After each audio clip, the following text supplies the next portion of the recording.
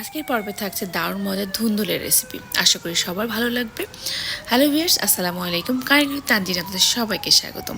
চলুন দেখে নিই রেসিপিটা আমি কীভাবে রান্না করেছি, আমি কী কী উপকরণ নিয়েছি। আর এই ধুন্দুলের তরকারিটা আমরা সবাই চিনে থাকি কম বেশি। এখন এখানে নিয়েছি আমি বেগুন 1 কাপ এবং ধুন্দুলটা খুব ভালোভাবে আমি ছিলে আমি আমার পছন্দ মতো শেপ করে নিয়েছি। আপনারা চাইলে বেগুন এবং ধুন্দুল একটু আপনাদের পছন্দ মতো শেপ করে নিতে পারবেন। আর এখানে দিয়ে দিব 1/2 কাপ চিংড়ি মাছ। চিংড়ি মাছ এখানে অ্যাড করলে তরকারিটা দারুণ লাগে খেতে। অবশ্যই আপনারা এটা দেওয়ার চেষ্টা করবেন চিংড়ি মাছটা। তো চুলায় একটা প্যান বসিয়ে নিয়ে এখানে পরিমাণ মতো সয়াবিন তেল দিয়ে দিচ্ছি। আপনারা চাইলে এখানে সরিষার তেলটাও ব্যবহার করতে পারেন। তো এখন দিয়ে দিব পরিমাণ মতো পেঁয়াজ কুচি।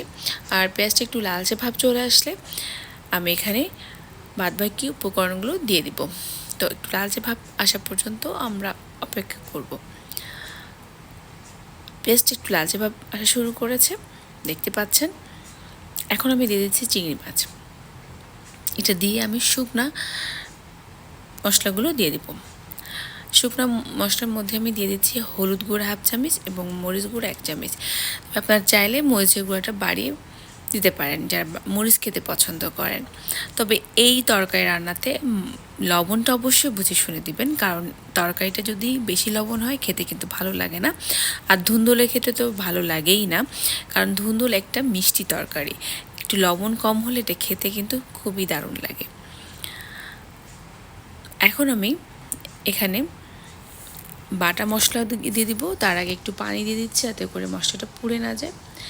এখানে আমি দিয়ে দিচ্ছি আদা বাটা 1 চামচ আর রসুন বাটা 1 চামচ। এটা দিয়ে খুব ভালোভাবে নাড়াচাড়া করে নিব যাতে করে মশলাটা খুব ভালোভাবে মাছের সাথে মিশে যায়। যারা ধুন্দুল খেতে পছন্দ করেন তারা অবশ্যই এভাবে রান্না করবেন। আশা করি আপনাদের ভালো লাগবে।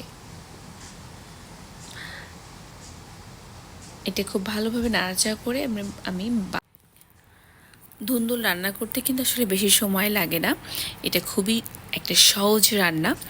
যারা রান্না ভালো পারেন না তারাও একবার ট্রাই করবেন। যারা নতুন রাঁধুনি আশা করি তাদের কাছেও খুবই সহজ লাগবে। তো এখানে আমি কাঁচামরিচ দিয়ে দিচ্ছি ধুন্দুল। তরকারিটা দিয়ে আমি খুব ভালোভাবে নাড়াচাড়া করে নিব। আর এখানে কিন্তু বেশি পানি দেওয়ার কোনো প্রয়োজন নেই, তাহলে কিন্তু তরকারিটা আরও বেশি গলে যাবে এবং খেতে ভালো লাগবে না। এখানে আমি খুব ভালোভাবে নাড়াচাড়া করে তারপরে আমি এখানে বেগুনটা দিয়ে দিব। আমি একটু পিস করে বেগুনটা দিয়ে দিচ্ছি, তার কারণ হচ্ছে দুইটা তরকারি কিন্তু নরম, এই জন্য একটু আগে পরে করেই দিয়ে দিচ্ছি। তার আগে আমি ঢাকনি দিয়ে কিছুক্ষণ রান্না করে নিব। আর ভালোই পানি উঠেছে দেখতে পাচ্ছেন। তো ঢাকনিটা খুলে আমি দেখিয়ে দিচ্ছি, আপনারা দেখেন অনেকটা পানি উঠে গেছে।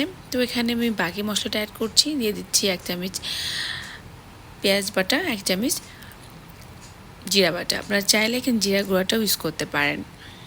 আর যে পানি উঠেছে তাতে দিয়েই কিন্তু আমার রান্নাটা হয়ে যাবে। আমি কিন্তু ফার্স্টে অল্প পানি দিয়েছিলাম শুধু মশলাটা কষানোর জন্য, আর ওইটুকু পানি থেকে দেখেন কত পানি উঠে গেছে। এই জন্য এখানে বেশি পানির কোনো প্রয়োজন নেই। আর এইটা দিয়েই আমার রান্নাটা হয়ে যাবে। দেখতে পাচ্ছেন তরকারিতে অনেক বলক আসা শুরু করেছে। আর আমি বলেছি আসলে এই রান্নাটা খুব বেশি সময় প্রয়োজন হয় না, আর কম সময়ে খুবই মজাদার একটি রেসিপি। তো আমি এটা একটু মাখা মাখা ঝোল রাখবো, সে পর্যন্ত একটু অপেক্ষা করব।